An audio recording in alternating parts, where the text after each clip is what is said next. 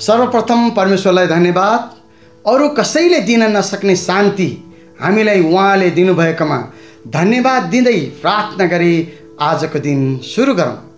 यहाँहरू सम्पूर्णमा म सङ्गम श्रेष्ठको तर्फबाट प्रभु येशू ख्रीष्टको नाउँमा जय मसीह साथै नमस्कार।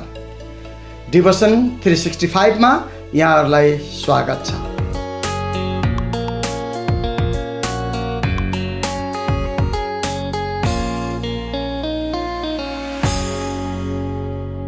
आजको विषय छ ख्रीष्टको शान्ति। पवित्र धर्मशास्त्रबाट आजको वचनको खण्ड यूहन्ना 14 अध्यायको 27 पद। शान्ति म तिमीहरूसँग छोडिराख्छु, म आफ्नो शान्ति तिमीहरूलाई दिन्छु। संसारले दिए जस्तो म तिमीहरूलाई दिँदिन।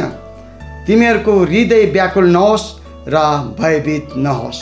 यो सुसमाचारीय पुस्तक प्रभु येशू ख्रीष्टको 12 जना चेलामध्ये एकजना जो उहाँको निकटतम र अति प्रिय यूहन्नाले लेखेका हुन्। अरू 3वटा सुसमाचारको पुस्तकभन्दा यो पुस्तक अलि फरक र पृथक तौरबाट प्रस्तुत भएको छ, किनकि यूहन्नाले प्रभु येशूको वास्तविकताको गहिराईमा रहेर लेखेका छन्। जस्तै उहाँ संसारको ज्योति हुनुहुन्छ, जीवनको रोटी हुनुहुन्छ आदि इत्यादि। यो पदमा शान्ति शब्द जसलाई पवित्र आत्मा सल्लाहकारसँग जोडिएको देख्दछौँ, जसले कहिले अहित गर्दैन। हिब्रू भाषामा एइरिने, जसको अर्थ शान्ति, सुरक्षा, स्वास्थ्य हुँदछ।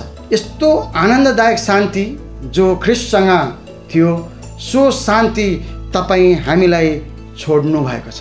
एकछिन येशू ख्रीष्टको जीवनीलाई स्मरण गरौँ। उहाँलाई कति दुःख कष्ट दियो, तरै पनि उहाँले धैर्य र शान्तिसँग सहेर विजयी हुनुभयो। यो साहस, शान्ति, आनन्द, धैर्य उहाँले हामीलाई दिनुभएकोले हामीहरू कुनै डर त्रासमा नरही व्याकुल नभई उहाँमा जिउनु सिकाउँदछ।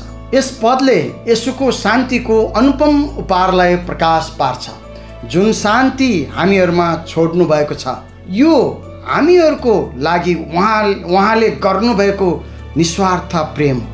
यो शान्ति संसारले दिए जस्तो क्षणिक आनन्द र मनोरञ्जन होइन।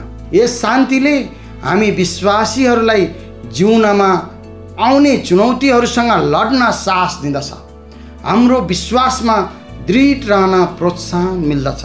अन्तमा प्रभु येशूले हामीहरूलाई संसारले दिन नसक्ने शान्ति दिनुहुन्छ। हामी उहाँको शान्ति ग्रहण गरौँ र डर त्यागौँ। आमेन। आजको दिन यहाँहरू सबैमा शुभ रहोस्। धन्यवाद। जय मसीह।